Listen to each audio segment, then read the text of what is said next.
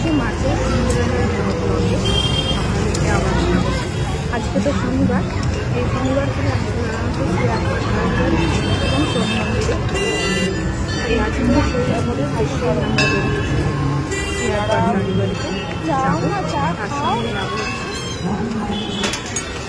সোম মন্দিরে। তো চলুন আমাদের সঙ্গে আমরা যাই, দেখে আসি কেমন দিল্লি সিআর পার্ক কালীবাড়ি। আগে একটা ব্লগে আপনাদের দেখিয়েছিলাম এবং আমার এই ব্লগে সাধারণত প্রত্যেক শনিবারই এই মন্দিরের দর্শন হবে। এখানে যাওয়ার জায়গা বলতে আশেপাশের মধ্যে এইটাই, এবং আমার এখানে যেতে সত্যি খুব ভালো লাগে। একটা অন্য ব্যাপারটা হচ্ছে এটাই যে সিআর পার্ক তো পুরোটাই বাঙালি পরিবেশ, তাই জন্য সেখানে যেতে সবসময়তেই ভালো লাগে। তো দিল্লির রাস্তা, এখানে একটা ছোট পার্ক আছে যেখানে ব্যাডমিন্টন পার্ক বলে এটাকে, আমাদের ঠিক বাড়ির পাশে, যেখানে বাচ্চারা খেলাধুলা করে, নেট লাগানো আছে। এবং দিল্লির এই একটাই বৈশিষ্ট্য হচ্ছে এখানকার এই রাস্তাগুলোতে এত সবজির ঠেলা গাড়ি পাবেন যে আপনাকে কখনোই বাজার পর্যন্ত গিয়ে উঠতে হবে না।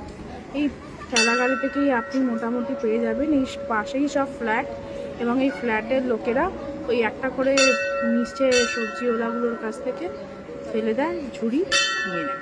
তো চলুন, আমরা এখন অটো করে নিয়েছি, এবার আমরা যাই সেই উদ্দেশ্যে, যে উদ্দেশ্যে আমরা বেরিয়েছি, সিআর পার্ক কালীবাড়িতে। সিআর পার্ক মানে হচ্ছে চিত্তরঞ্জন পার্ক কালীবাড়ি, এটা কিনা দিল্লির বাঙালি অধ্যুষিত এলাকা। তো এই আমার ছেলে মেয়ে উঠছে এখন।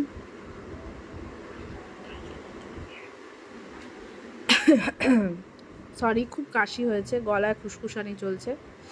এই যে মন্দির দেখা যাচ্ছে, দেখতেই পাচ্ছেন, ঠিক আছে। মাঝখানের মন্দিরটি হচ্ছে তারামায়, তার এই পাশের মানে আর কি তার ডান, আমার এই ভিডিওর দিক থেকে ডান পাশের মূর্তিটি শিব ঠাকুরের, আর বাঁ পাশে হচ্ছে রাধাকৃষ্ণের মন্দির। আমার মেয়ের হাঁটাটা দেখেছেন, ঠিক যেমন তার দাদা হাঁটছে তাকে নকল করে ওরম করেই হাঁটতে হবে। আজ মন্দিরে কোনো একটা ভোগ টোগের কোনো একটা ব্যাপার ছিল দেখছিলাম, বেশ তখনও রান্না হয়নি, মানে কাটাকুটি হয়ে প্রস্তুতি চলছে, মনে হয় কিছু পুজো আছে। আর এটা হচ্ছে library, sorry, CR Park library. আর এটা হচ্ছে জুতো রাখার জায়গা, যদিও বেশিরভাগ মানুষই মন্দিরের সামনেই জুতো খোলেন। এখানে কিছু কারণে খোঁড়াখুড়ি হয়েছে, এই আর কি। তো এই আমরা এসে গেছি, এটা হচ্ছে কালীবাড়ি কালী মন্দিরটি, এখান দিয়ে মানুষে ওঠে, এটাই এই মন্দিরের প্রবেশ পথ, ঠিক আছে। অর্থাৎ সামনের দিক মা ভবতারিণী এখানে রয়েছেন অধিষ্ঠিত। এবং সত্যি কথা বলতে এটা হচ্ছে সবথেকে শান্তির জায়গা। আমি এখানে মাঝে মাঝেই আসি, সন্ধ্যা আরতি দেখি, আমার প্রচণ্ড ভালো লাগে। কিন্তু আজকে সন্ধ্যা আরতির সময় উপস্থিত হতে পারলাম না। মা ভবতারিণী আমাকে অনেকটা দক্ষিণেশ্বরের কথা মনে করিয়ে দেয়।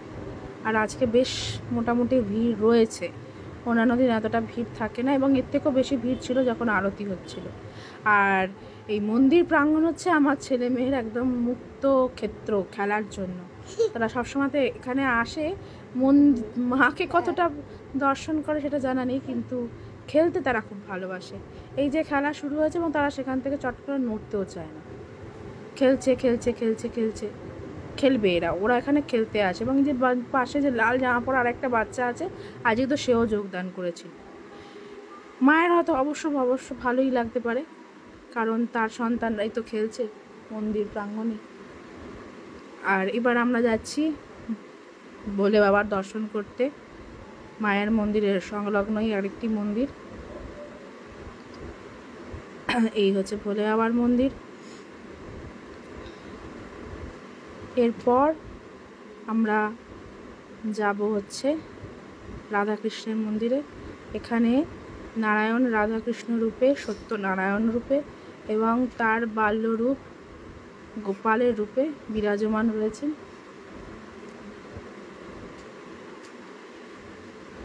আশা করছি সকলের ভালোই লাগবে, দর্শন লাভে।